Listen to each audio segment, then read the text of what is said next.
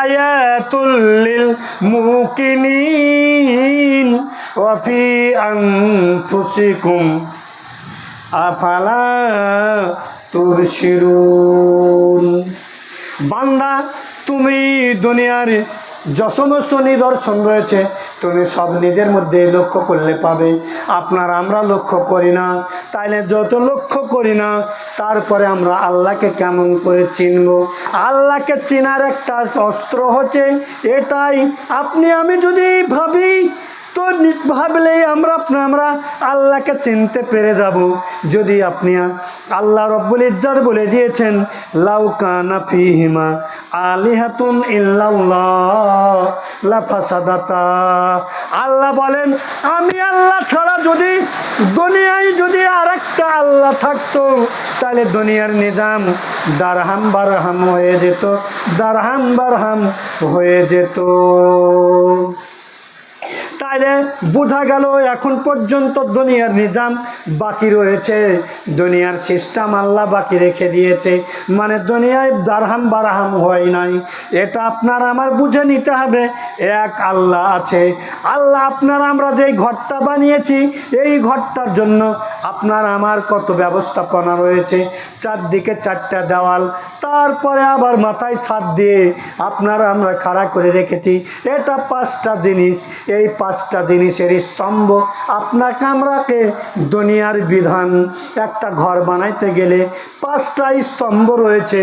তাই আল্লাহ রব্বুল ইজ্জত বলেছেন বা হাদিসের মধ্যে নবীজি বলেছেন বুনিয়াল ইসলাম আলা খামসিন, মানে আমি দুনিয়ায় পাঁচটা জিনিসের ওপর দুনিয়ায় ইসলামটাকে বানিয়ে রেখেছে।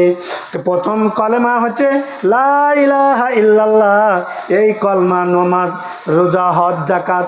কলমা, নামাজ, হজ, রোজা, হজ, যাকাত, এই পাঁচটা জিনিস। এইবার আমরা পাঁচটা জিনিসের মধ্যে তিনটা জিনিসের মধ্যে প্রত্যেকটা মানুষের প্রয়োজন। রোজা করতে টাকা লাগবে না, পয়সা লাগবে না। নামাজ করতে টাকা লাগবে না, পয়সা লাগবে না। কালমা পড়তে টাকা লাগবে না, পয়সা লাগবে না। কিন্তু বাকি দুটো জিনিস যেটা আছে হজ আর যাকাত।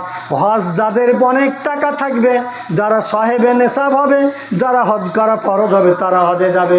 আর যারা সাহেবে নেশাবে যাকাত পরিমাণে মাল আসলে তাকে যাকাত লাগবে। তাহলে মুসলমানের মধ্যে দুটো কোয়ালিটি ভাগ হয়ে গেল। বড়লোক শ্রেণীর জন্য পাঁচটা ফরজ, আর যারা গরিব অনাথ এতিম এই তিনটার জন্য এই শ্রেণীর জন্য তিনটা ফরজ। কিন্তু আমরা সহজ নিয়ম থাকার পরও আমার কাছে কোনো যায় নাই। তার জন্য আল্লাহ রব্বুল ইজ্জত বলে দিলেন ওয়াকুন্না নাকুদু মাল খায়জিন। আমরা বাক করে বকতাম, নিজের সম্বন্ধেও একটু ভাবতাম না যে আমার কি হবে, এই জিনিসটা আমরা ভাবতাম না। এই কারণে আমরা জাহান্নামে এসেছি। আর কি তোমাদের অপরাধ বলো? তখন তারা বলবে যে হাত্তা আতানাল ইয়াকিন। এই করতে করতে আমরা কাল ভালো হব, তো পশু ভালো হব, অমুক দিনে নামাজ পড়বো, তমুক দিনে পড়বো, এই অমুক দিন থেকে লাগবো। এই করতে করতে মৃত্যু চলে এসেছে, আর তওবা করার সুযোগ হয় নাই, মৃত্যু চলে এসেছে।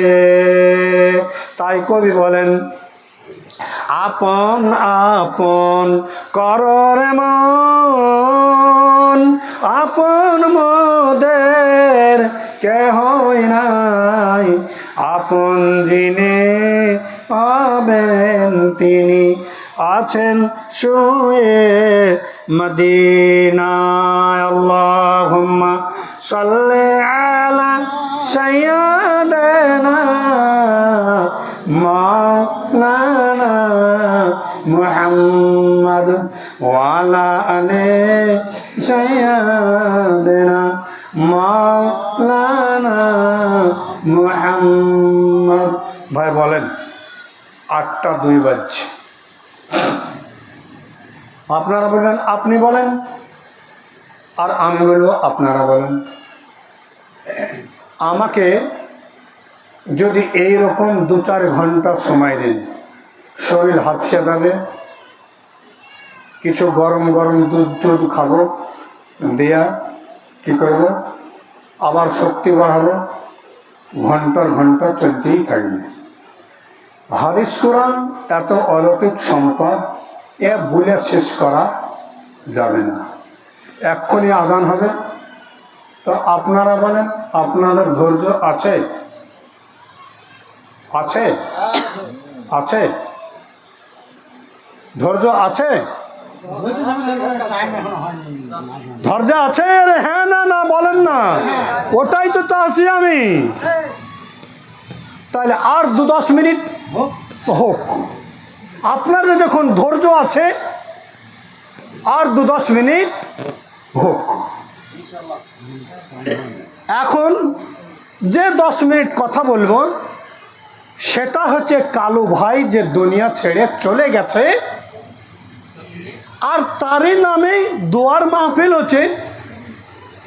তো তারই সম্বন্ধে, মরণ সম্বন্ধেই 10 মিনিট কথা চালা।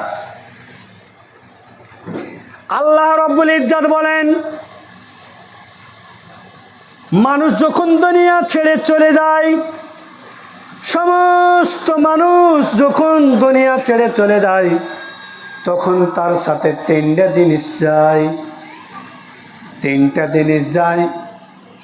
1 নম্বর হচ্ছে তার দুনিয়াবি মালমাতা, বাড়ি গাড়ি টাকা পয়সা সমস্ত তার সঙ্গে যায়।